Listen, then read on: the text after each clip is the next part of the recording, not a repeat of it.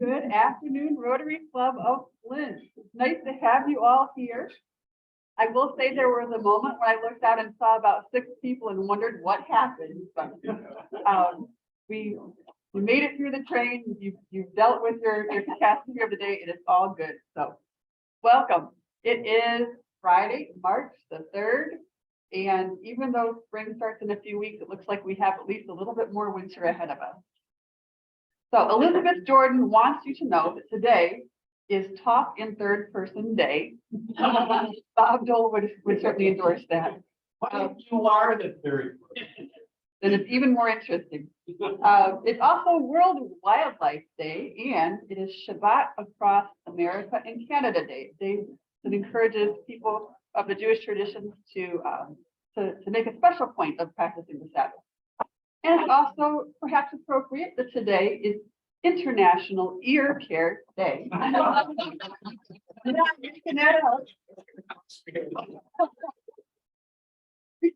we have someone who does care for ears today as our guest speaker, but he's not here to talk about that. Bobby's going to instead talk about some cards. So it's lovely to see a big turnout for that. But before we start with the rest of our program, let's proceed with the Pledge of Allegiance. I pledge allegiance.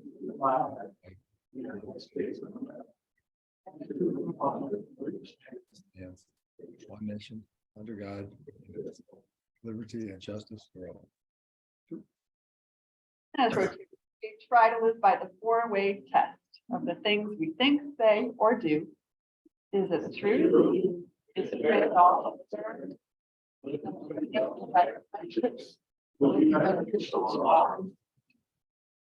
All right. And then today we have an inspirational message, and I neglected to write down who was giving it. But I know that Patrick Naswell organized it, and I do believe it is. You're counting on me to remember. I'm counting on the person who was supposed to do it, remember? You know what? They might have been stopped by the train. But anybody feel so moved to want to do an impromptu one? Or something that you're sharing a moment of gratitude or reflection today? Patrick's going to jump in because he's that kind of guy.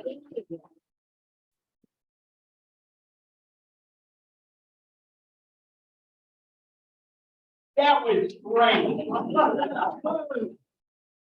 Now you're acting like my son.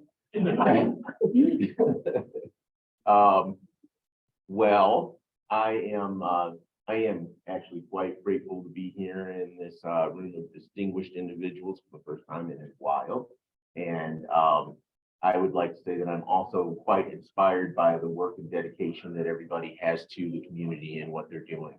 I've been quite inspired also by the work that I'm doing in Ann Arbor now, trying to connect people in their interest to organizations that may need assistance, and it's been really wonderful. The inspirational message that I'll give you though is about it's a little bit related to my son and to sports. He's going to be in the national invitationals, the New Balance National Invitationals on Thursday, running the mile. And what's inspiring to me is that he understands the value of putting in the work to get things done and the value of having fun along the way. And so that's what I'd like to say to you is have fun, put in the work. Thanks. Thank you very much, Patrick. And glad you all made it. Please enjoy your lunch and we'll reconvene shortly.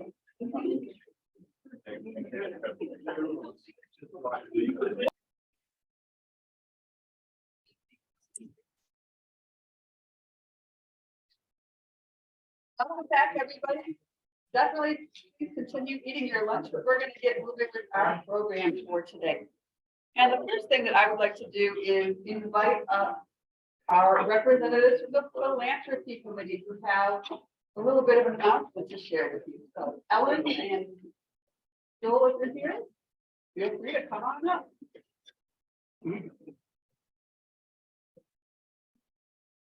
Sorry.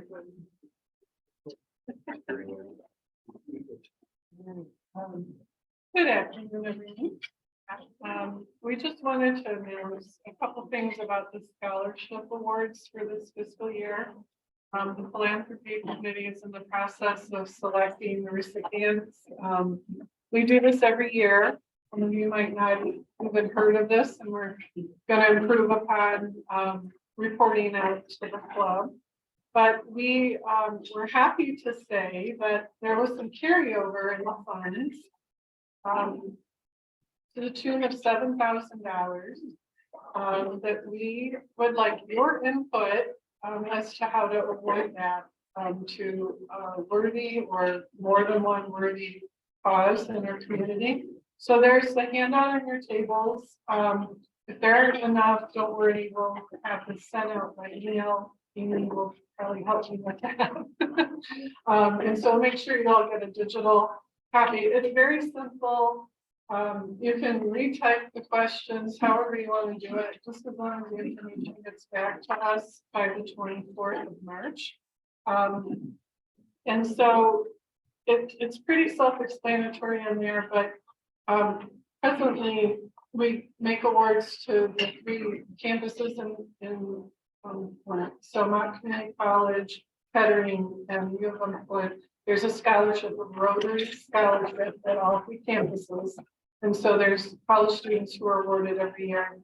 And that's a nice time for, our work to have a Rotary club. And we, in recent years, we've been funding programming at Sloan Longley, the film, and the Michigan Dyslexia Institute. And those institutions are all going to receive funding this year from our regular budget amount that we have. But surprise, for those of you who work there, didn't know that yet, but you'll get something soon. So just take a look at the form. If you have any questions, Joel, Michelle, Elizabeth Cummings, Ed Fletcher, and Rob Bennett, we're all the philanthropy committee, and we can help you with this process. Furthermore, we will report out a few more times this year on how your contributions, because this is your money that you contributed to Rotary, that's going to be doing this good work in the community. So thank you so much. And yeah, thank you. I think, oh, yes, Mike. The Lexington Center moved. I thought that their offices. They moved. Mike, I think you did. I don't. No. I think Folks on Zoom, you can have a conversation about this. About the big officers. Seriously. Right, so moving right along then, we will be giving continued periodic updates from different committees throughout the year. So thanks today for the philanthropy committee. I believe next week we're going to hear from the service committee. To Joe had indicated that they might want a little bit of podium time, so stay tuned. Wanted to also share a little bit about March being Women's History Month, of course. Last month we did some quizzes for Black History Month. I thought today, like maybe not a quiz, but just some cool information. So each week I'm going to profile or highlight notable women from a different sector. And so this week is really focusing on science, engineering, and math. So somebody that I didn't know about was Mary Anning. So how many of you ever heard the tongue twister, she sells seashells by the seashore, right? So that was her. She sold seashells by the seashore. I can barely say it, but she was really a fossil hunter. And this was at a time when women were not thought of as being capable of doing science. And so she never got the recognition or to be included in any of the scientific societies of her day in England. But she made a lot of contributions to our understanding of prehistoric life. And in many circles is actually credited with helping to lay the groundwork for Charles Darwin to later build on some of her ideas around prehistoric life that helped contribute to some of his later ideas on evolution. So, so she is a person worth knowing. Of course, Marie Curie is much better known. I hadn't realized that she's actually the only person ever to have won a Nobel Prize in 2 different disciplines. She won both for physics and for chemistry. And of course, has contributed in numerous ways, including discovering 2 chemical elements, as well as helping to do some of the work that led to some ideas for how to treat cancer. So when you think about who discovered the shape of DNA, you often think of Crick and Watson, right? They get the credit.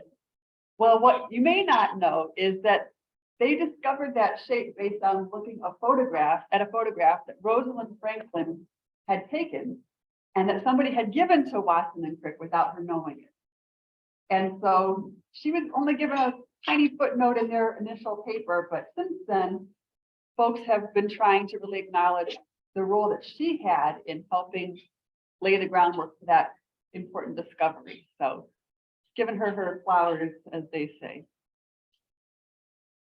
And then Grace Hopkins, this is somebody that I was not familiar with, but was kind of knocked over by her contributions once I learned about it. So she's been doing computer programming since like there were first computers, practically. Of course, Ada Lovelace was credited as being the first person to ever program a computer, that she is the one that worked with Charles Babbage and actually helped to program that first computational machine. Grace Hopper was involved at a time when only mathematical equations and formulas were being used to program computers. She changed that so that computers were able to understand actual language. And so if you think about nowadays, whether it's, you know, the old DOS language or the BASIC or any of the things that have happened since then, it's all using words rather than just numbers.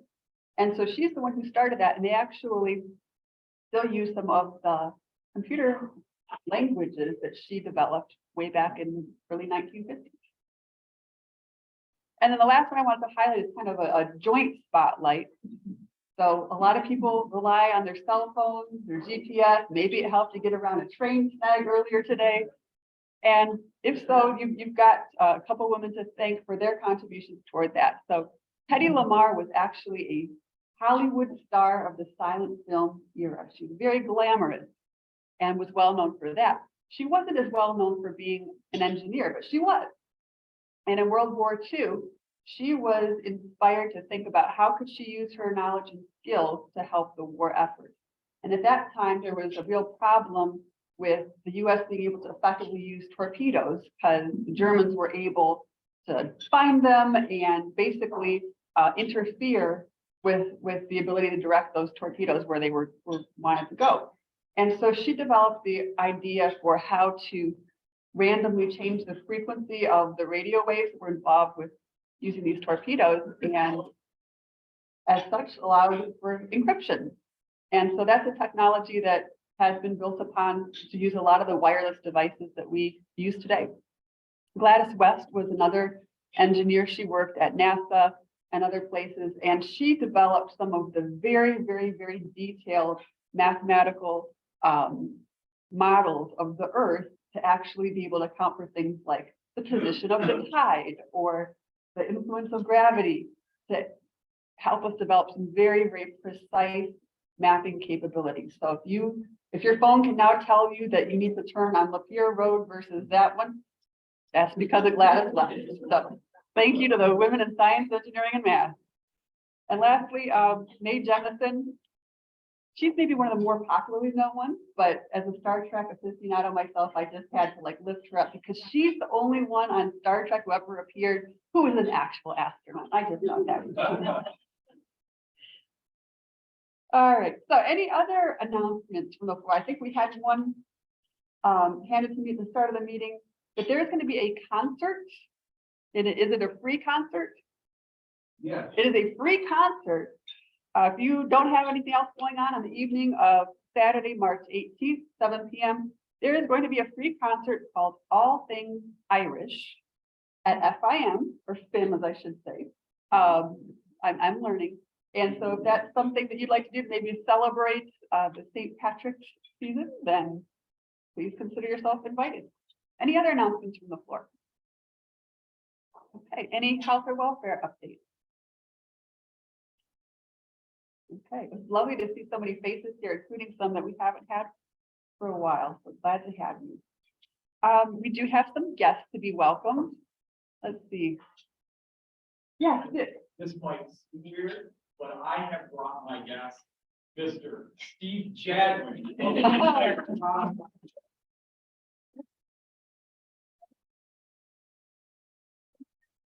it's great to have you here today, and we hope to have you back again soon. I think we owe you a Paul Harris presentation, so we'll have to arrange for a time to come back and share that with you. And we get an explanation. What that means. Okay, yes, it's one. He like you or not? Okay, now Yeah. that works. Yeah, well, we're wishing you well in your retirement and glad to have you as a guest, whenever you're able to join us. All right, thank you. Yeah. Yeah, I've got a couple of guests today. I've got my husband Antoine Edson is here today. And we also have Robert Smith, who is here today. He won't be a guest for much longer because the board just.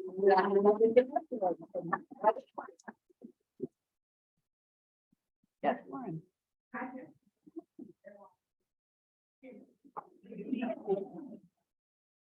And the car lover, so I can use it as a way to presentation said. She also her customer service and take care of, so if anyone needs wine glasses. Welcome, welcome. Let's see, and Elizabeth, do you have a guest today as well?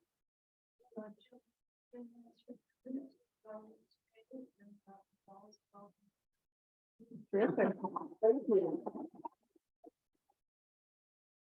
I don't think we had any guests on Zoom. Thanks for coming. And we're gonna move along with the 50-50 raffle.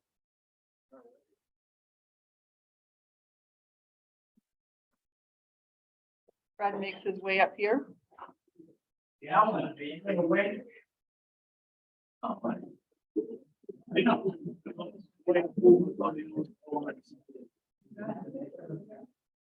You know, we are lucky. We got cool cars here. Where are yours? In the garage collecting dust? Except the one I'm driving right now, yeah. Well, this is the closest thing for me today. WZ06 C5. Mine is a silver gray metallic. And I'll give you a chance for a look. And you can't touch it. In the theme? No. All right, for those on Zoom, you couldn't see it, but Fred is sharing a special collector's item that you shared with us today. And, you know, the winner today, I paid $4.65 for a gallon of gas earlier this week for the Corvette. What do yours cost, Bobby? What do you burn on yours? The cost of electricity when I plug it into the wall. Get out. Now, an honest man or woman. All right, we need a volunteer to stir the pot You here. have to go to the next room. How about you? I haven't seen you around for a while.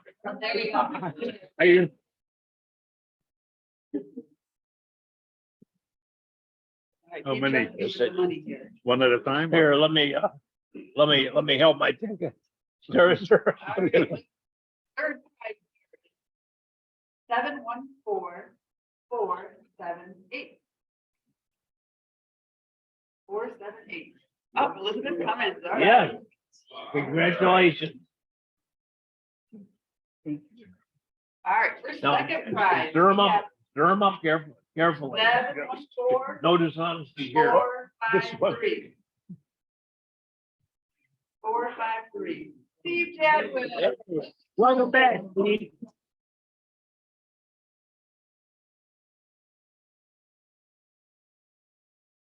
Yeah. All right, and for first prize. we And a have chance to drive a really cool. Please afford the gas. 714-477. First prize. And the two people that disqualified themselves. The rule committee, you don't hear the tickets. All right, so who had 477? Anybody? No, okay. I guess we draw again then. Yes. 477? 714-477. Oh, all right. Terrific. Thank you. Thank you, sir.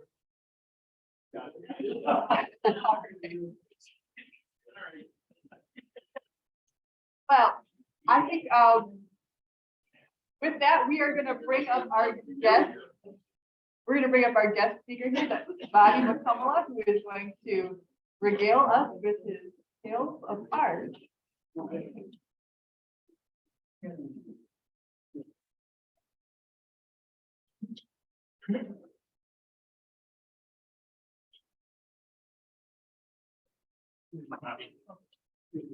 Sure.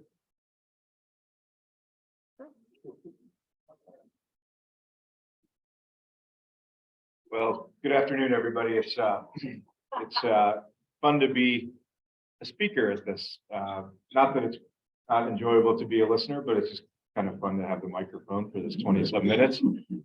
To tell you about an aspect of my life that some of you probably know about, most of you probably know about because you're friends that I've been spending every Friday afternoon that I can for many years here. But a lot of people just know me as the guy that picks boogers and cleans out earwax, but that's my day job.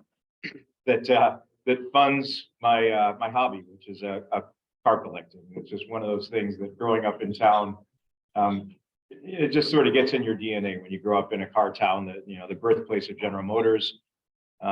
It's just a natural thing that when you're 15, you sort of start driving illegally and then legally, and then it goes on from there. So I call it my car collection that I've accumulated over the course of the past couple of decades and then some.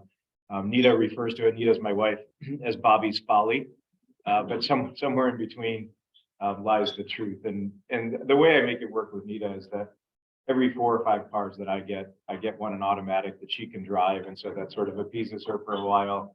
And then it kind of grows from there. So happy to, looking forward to sharing the story with you. So as far as, you know, growing up, my parents moved here from India in 1970 and then moved to Flint in 71. And we grew up in an apartment complex called Vincent Court Apartments, just in the shadow of Hurley Hospital. My parents were both doing their residencies there. And so this is the parking lot of Vincent Court Apartments. And we used to have the station wagon. You see my sister and I there with my mom. And, you know, riding the bike on the sidewalks in Vincent Court. And there was this Datsun 240Z that was really cool. And so it's just, these are, and now I love station wagons. I don't know if it's something that sort of subconsciously I became enamored with, but I've got probably 4 or 5 station wagons in my collection and that Datsun. And it's just one of those things that when you're around cars all the time, and my parents were enamored with them too, because they came from India and they were on bicycles and rickshaws and things like that. And so their appreciation for, you know, big cars sort of kindled my appreciation for it. And so it kind of went on from there. So I would say that I call this the first bribe story. So my parents, when I finished junior year in high school, I was at Powers, and my cousins had graduated from their high school in Chicago, and they were planning a trip to Europe. And so they got one of those Eurail passes where you can spend an entire month and get on and off the train wherever you want. And they were going to travel around Europe and they were going to follow U2. So wherever U2 went, that's where they were going to go. And they were going to, so they saw them in concert, you know, 10 times that month. And they invited me to go with them. And of course, I was loving the idea of going to Europe on a Eurail pass with my 2 cousins and traveling across the continent, looking or watching U2. Well, my parents weren't so excited about that possibility. As a junior, you know, they were seniors, they were a year older, and they were going off to college, and so they were going to have that freedom anyway. They didn't think I was quite ready for that, partly because I was a year younger than them, but I was actually 2 years younger because I had skipped kindergarten. Different story, but yes, they didn't trust me to travel through Europe by myself. But they didn't want to just say no because they didn't really have a reason not to trust me. I was a reasonably good kid, I think, and so they bribed me instead. And that was that if I went to Cornell summer school, that they would buy me a car for my senior year in high school.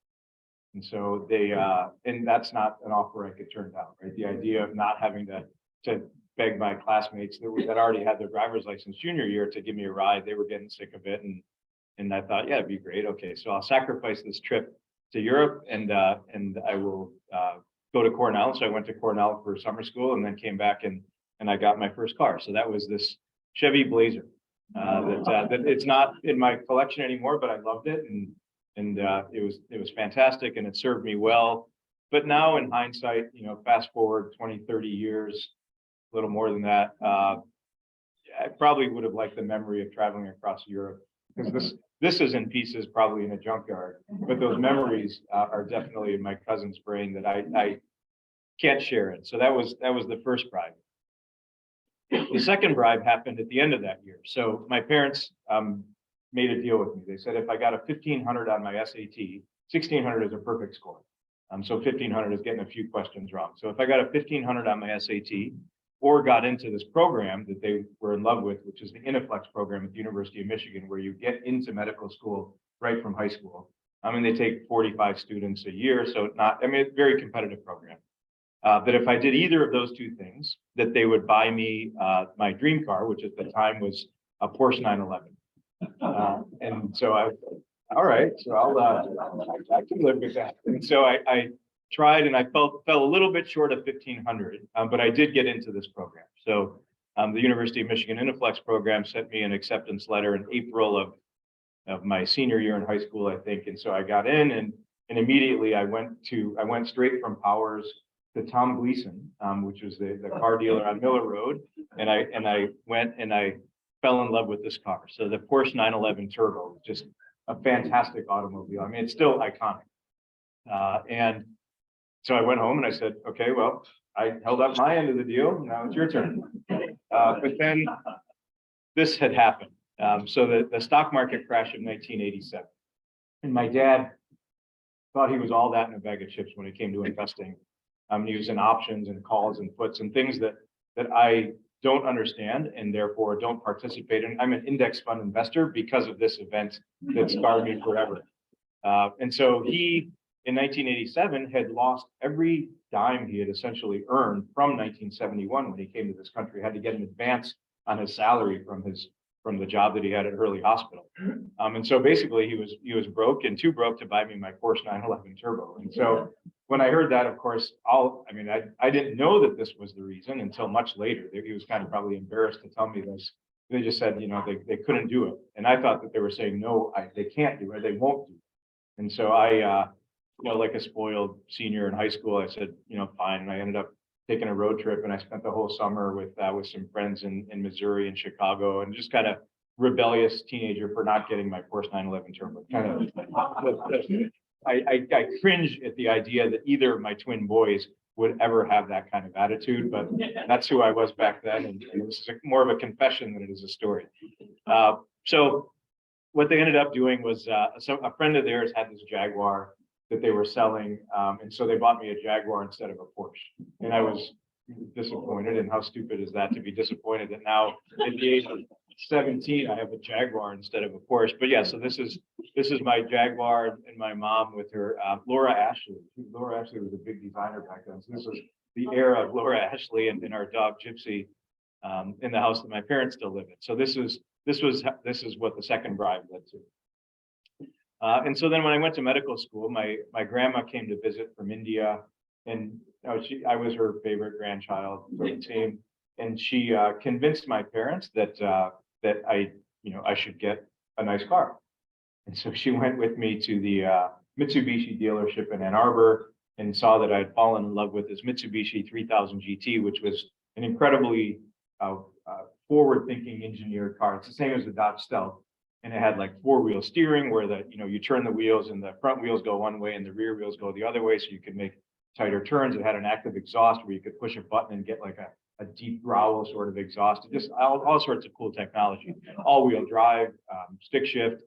And so she convinced my parents that I deserved this car because I was doing everything they wanted to do. I was doing well in undergrad and about to start my medical school years at the University of Michigan. So yes, this was my medical school upgrade from this Jaguar to this Mitsubishi 3000 GT. And then when we graduated medical school, Anita and I got married a year after our graduation. We moved to Chicago. And at that time, I sort of had a little bit of a guilty complex. The idea that I was enamored with foreign cars, and here I was from a kid from Flint, but I wanted to buy a domestic car. So I ended up trading in my Mitsubishi 3000 GT for a cool domestic car that I really liked, which was the Chrysler Sebring when they first came out, and that's what that is. And then I realized that the folly of my ways when I went to go do an oil change, and I popped the hood and I took the oil filter off, and it's got a Mitsubishi part number on the Chrysler Sebring oil filter. And I thought, what the heck is that? And then I realized that this was a collaboration, and Mitsubishi actually built the car and Chrysler put their name on it.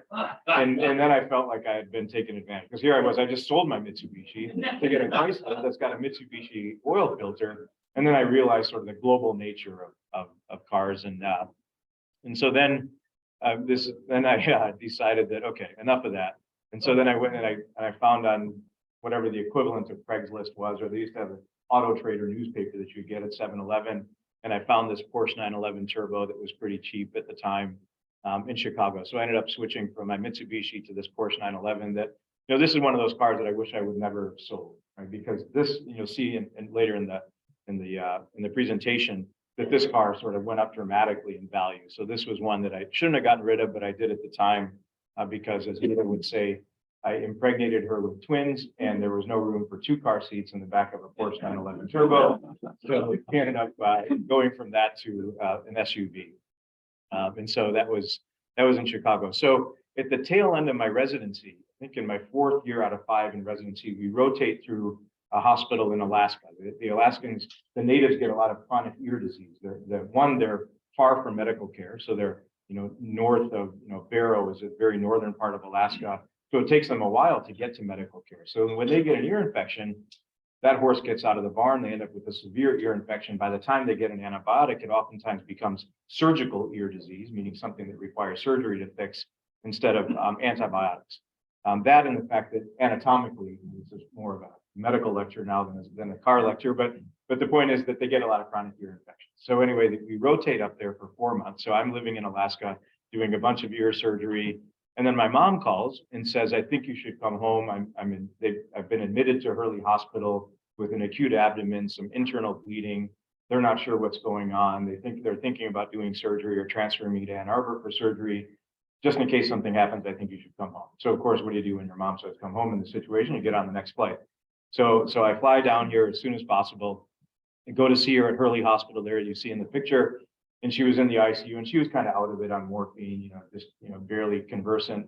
And so I went to the library, and this is the early days of the internet. It wasn't like you could just get on Google and search for this stuff, but there was an early search function for medical literature that the library there didn't know about. But I was in Chicago doing my residency, and I pulled up that site and I searched, and it took me about 15 minutes to figure out that the reason that my mom was having these issues was that she was running on the treadmill all the time, and so she was getting some what we call vasoconstriction. So the blood supply to the intestine when you're running and you're active decreases so that it can go more to your muscles. On top of that, she was taking a lot of Imitrex. Imitrex is a migraine medication. She had some migraine issues. That also sort of compounds the constriction, another science lecture, sorry, constricts the blood flow to the intestine. So running and using a bunch of Imitrex led to cutting off of blood flow to her colon, which was creating this internal sort of colitis, which you see. Hopefully you guys are all done with blood. Good, okay. So that picture is what the inside of her colon looks like. You see that it just doesn't look right. You don't need a medical degree to say, that's not right. And so I printed off the article and I took it up and I put it on the chart. And Dr. Obeid was the trauma surgeon in charge at Hurley at the time. And he was the one that was considering doing this exploratory surgery the very next day because her hemoglobin kept dropping. And I said, Dr. Obeid, I think this is what's wrong with my mom. And his eyes lit up and he's like, oh my gosh, I think you're right. And so they immediately sort of stopped her Imitrex. They were giving her Imitrex in the hospital because the morphine was giving her a headache. And it was just this sort of a downhill spiral. So they stopped the Imitrex. 48 hours later, she's totally healthy. Colon looks fantastic. She goes home and no colectomy, no incision. She was so ecstatic that she bought me a Ferrari.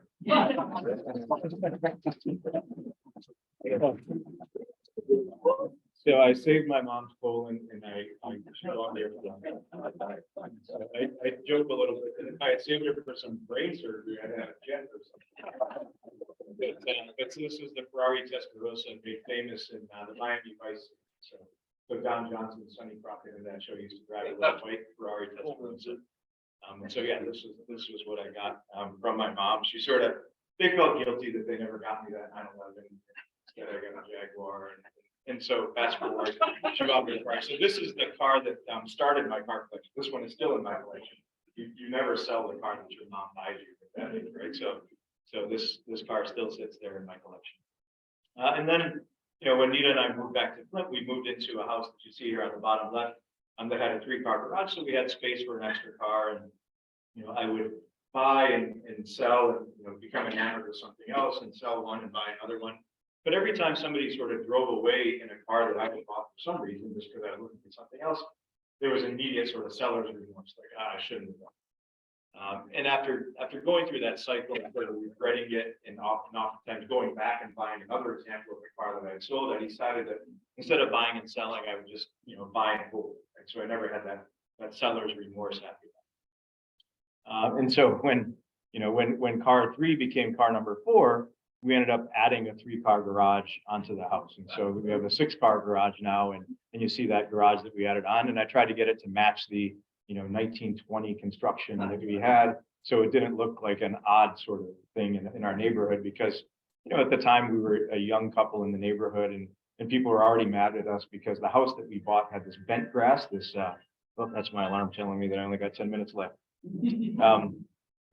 So anyway, it was an old house, and I didn't want to have it be an eyesore of a garage, so we tried to match it to this house. And I thought, there's no way I'm ever going to have more than 6 cars. We got more than 6 cars. So we added this 3-car garage, and 6 became 7. So then I thought, well, I'll never have more than 7 cars. And so I just put in a lift. And so I put one underneath that, and then, you know, 7 became 83. And so I went from that building to a factory 2, which is a maker space here that used to be owned by a guy named John Borbeau that used to collect Buick Riatas and sell parts for Buick Riatas. He was a friend of mine. And so I started my car collection there. And then from that, I went to Bishop Airport and rented a couple of airplane hangars to store cars there. And then I outgrew that. And now I have this building that I didn't know what to call it. I didn't want to put, like, you know, exotic car collection or something on it and attract, you know, a bad element of thievery or something. So I just called it the car building. And so if you drive down James P. Cole Boulevard, you'll see the car building is where I store my car collection now. So these are just some examples, and I'll share some stories, and then we'll have some questions. People ask me oftentimes, what's my favorite car? And I sort of frame the answer as, if I got rid of all of my cars, the last one that I would get rid of, the one that I would hang on to the longest, would probably be this 1959 Corvette, just because, you know, it's just a beautiful example of sculpture. Even if it wasn't an automobile, if it didn't move, it's just, the lines on it are gorgeous. And I tell this story this way, that if we put my Ferrari Testarossa that my mom bought me and this Corvette in the middle of some, you know, village in the middle of tribal Africa, the one that people would be attracted to would be this Corvette. It just looks like that. It just has the lines and the curves of something that's very artistic. So that's the last one I'd get rid of. The next few slides kind of go from oldest to newest, but the Mercedes 190 SL is the Mercedes that came out after that, the gull wing door Mercedes in the 50s that now is worth $1 million. And I'm not one to go chase a car after it's already appreciated. I kind of consider myself a bottom feeder when it comes to cars. If it's reached the bottom of its depreciation, has the potential to go up, I'll add something like that to my collection. But the gull wing Mercedes that's already sort of gone up, I'm not going to chase that stuff. And then 65 Corvette. This upper left one is one that's kind of catches people by surprise. That's a Volvo. No one really expected Volvo to make cars like that, but back in the day, this was a very a gorgeous design. Used to be driven by in a series called The Saint, that TV series, I think, back then. And then also Get Smart. Maxwell Smart drove one of these. There's a lot of pop culture references in these cars just because people relate to it. Oldsmobile Toronado on the upper right is a car that I bought because I saw an article that said, you know, the most beautiful car designs of all time. And it had like the usual Aston Martins and Lamborghinis and Ferraris. And then it said Oldsmobile Toronado. In my mind, I was scratching my head. I never thought of a Toronado like that. And I did some research, and sure enough, this was a very striking design at the time. And the first was a front wheel drive V8 was in that car. And so a very collectible car, 68 Corvette, I'm sorry, Camaro. And then the Carmen Ghia. A lot of cars that I have again, have eighties movies references. So there's a movie called Pretty in Pink from the eighties where Molly Ringwald, sort of from the wrong side of the tracks, drives the Carmen Ghia. And Andrew McCarthy, I think, was the actor in the other side. It was the rich kid that drove the 3 Series BMW. And so I've always liked those cars. So I have the Carmen Ghia and I have that same 3 Series BMW.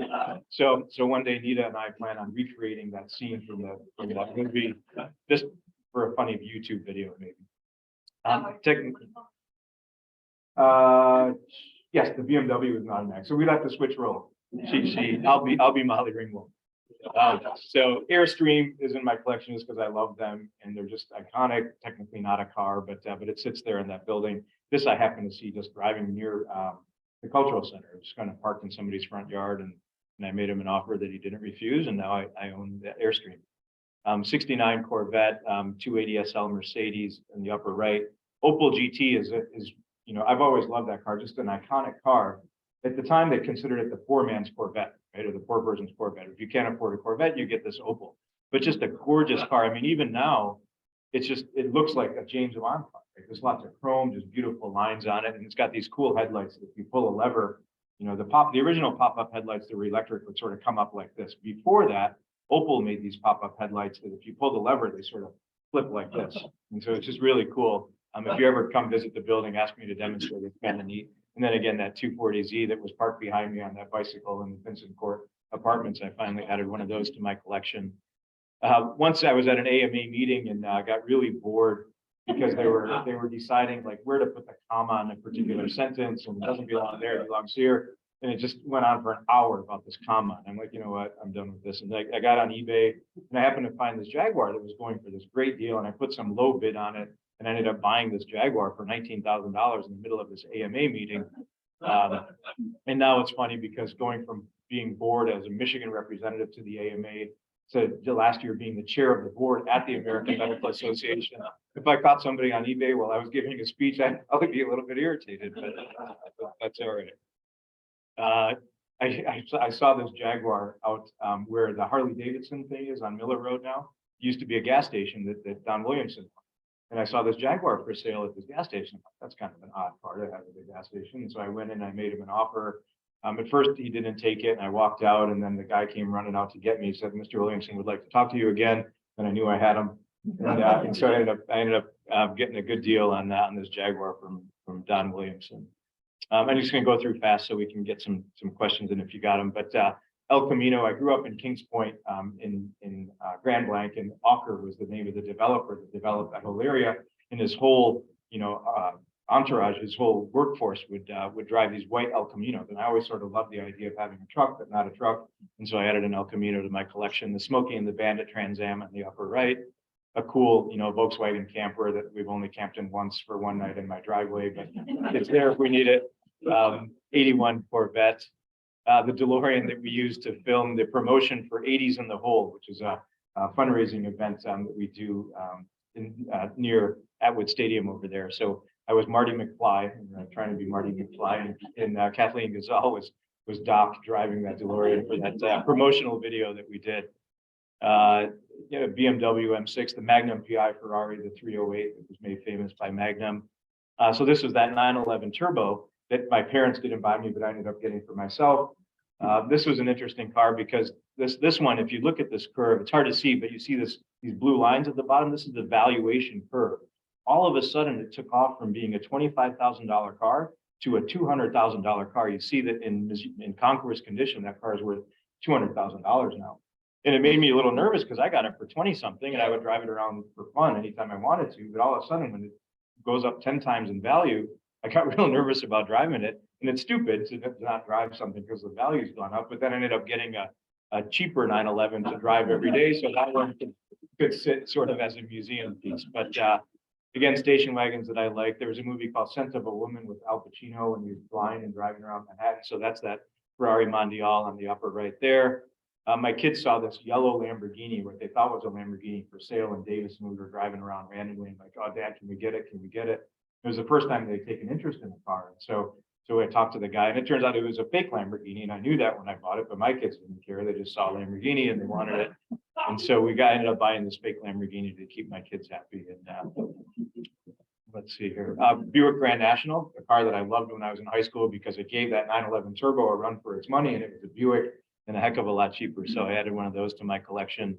Late night eBay purchase. I used to have this really bad habit of getting on eBay before I went to bed and seeing what car auctions were going to end before the next morning and put in some low bid and never won. And then I won this Bentley for like $6,500, which was a really good deal. But then it made me wonder, like, oh my God, what did I buy? My phone's vibrating in the morning saying, congratulations, you're the high bidder on the Bentley. And I'm like, oh, what have I done? But it ends up, it's a beautiful car. This is what my kids used to be driven to homecoming in because they wanted to be dropped off. So I would chauffeur my kids and they would sit in the back seat with their date at homecoming, and I would drive them to Powers for their homecoming dances. Grand Wagoneers are just beautiful cars that I've always liked. They started making them again now. And when that happened, these took off in value.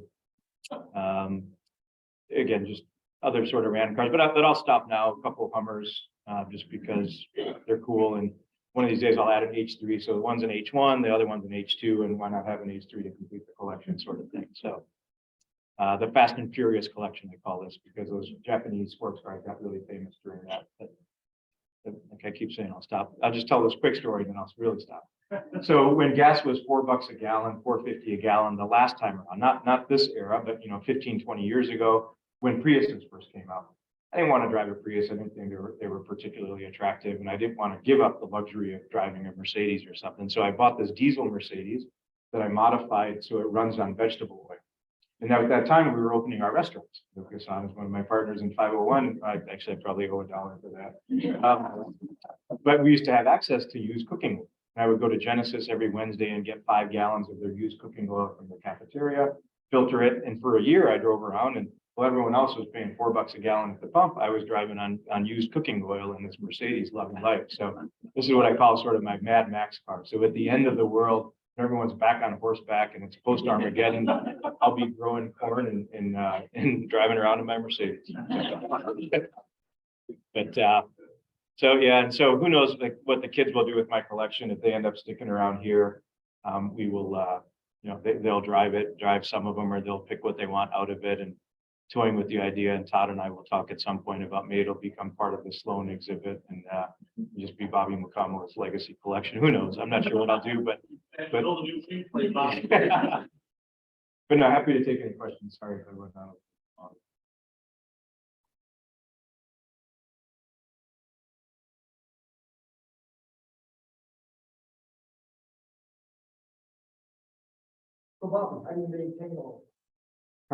So before I got busier than I am now, my goal was to make sure I started and drove each one of them at least once a month. And now I'd be lucky to drive each one of them once a year, but they do better when you start them to drive once a month. So now, while I'm out there cleaning out earwax, somebody else has my dream job, which is to drive these cars. So I literally pay a guy to start these cars once a month and drive them, just so that they run better when you do that. So How do you get that job? send me your CV.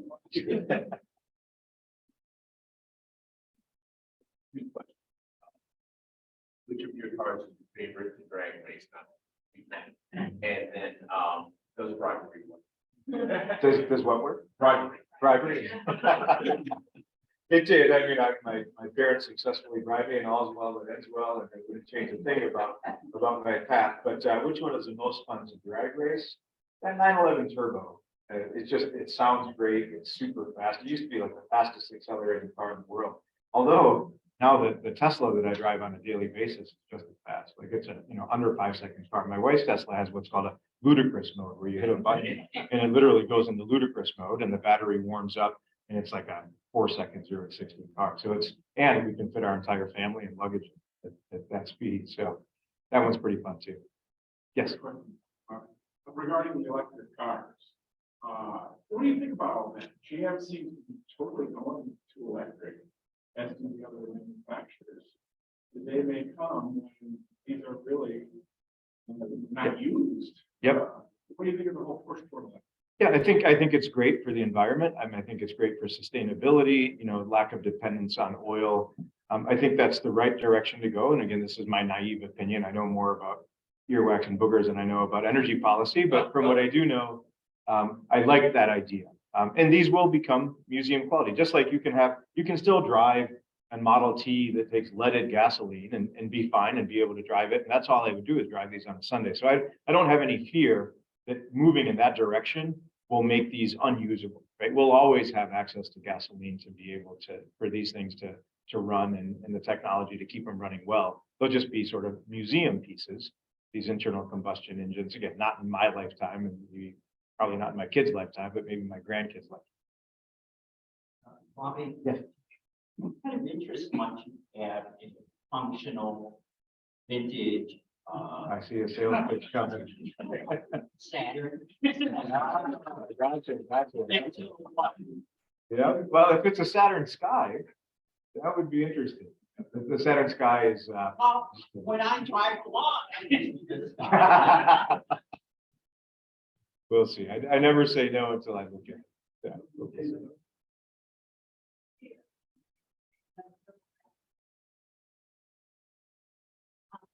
And where I was driving the shameless plug, Cars and Bars, you open up your warehouse to support that event. It's Yes. a great opportunity to see all your cars. Sure. Yep. So in October, we've been doing it in October, just because the building where I store my cars doesn't have air conditioning in the July evening. It's a little hot. So in October, for the past several years, we've been doing a fundraising event that benefits the Sloan Museum and the Flint Institute of Music. So cars for Sloan and bars, not bars for alcohol, but bars of music for the FIM. So sort of a fundraiser to benefit both organizations. And it's just a nice opportunity, very casual stroll around. I've written little notes about why I bought each car, including the one that I got for saving my mom's colon, which seems to be the most popular story.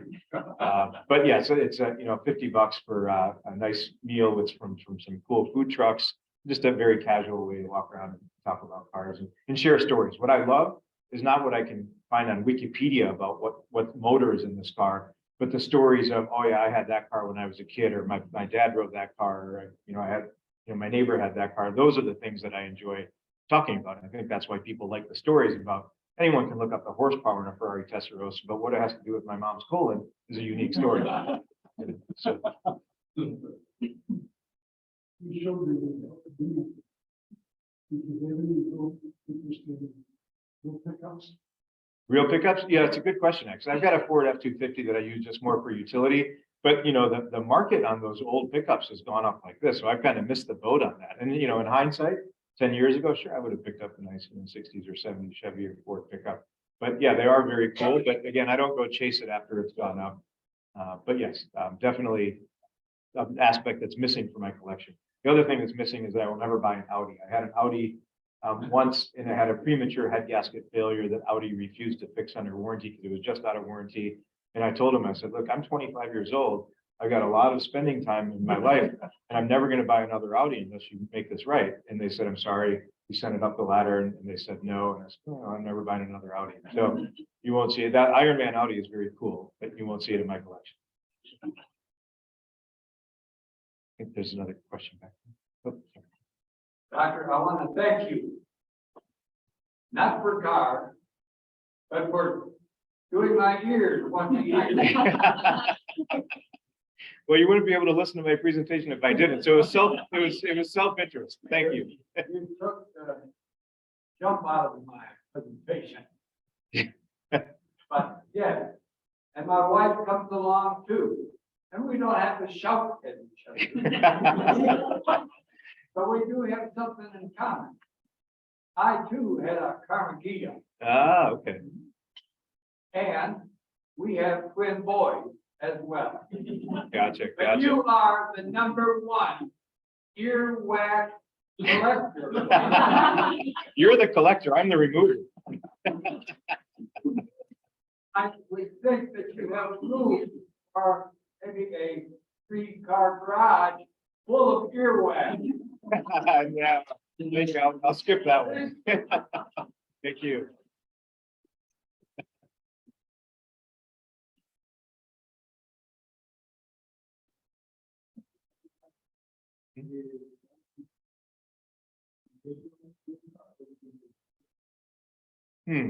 Good question. I mean, there's definitely stuff that's missing. So I've got a Mustang that I flipped through real quickly that is in the process of getting done. Other cars that I would add to my collection, Yeah, I mean, there's a lot that I will add, but it usually, again, if I miss the market on it, I won't do it. If it's not really at risk of going up real fast, I won't go chase it and look for it. But there's always a half a dozen or so, but I just have to make sure that my wife is not within earshot. She thinks I'm on the wagon and every now and then I fall off the wagon and get a wagon. So thank All you. right, thank you.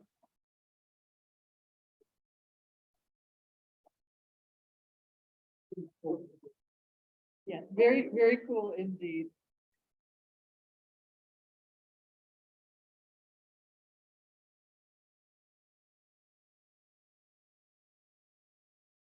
All right, so as we wrap up for today, thank you everybody who participated in getting ready for today's meeting. Amy for setting up the speaker.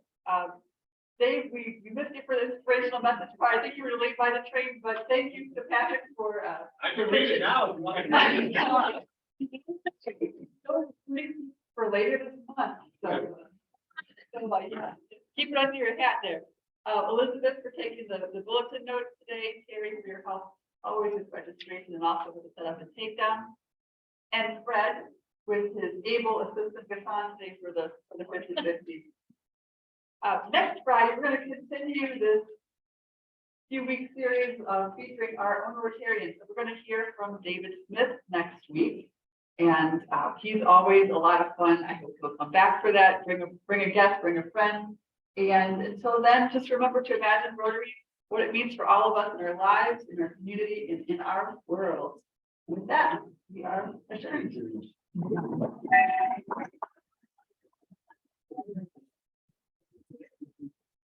Thank you, friends on Zoom.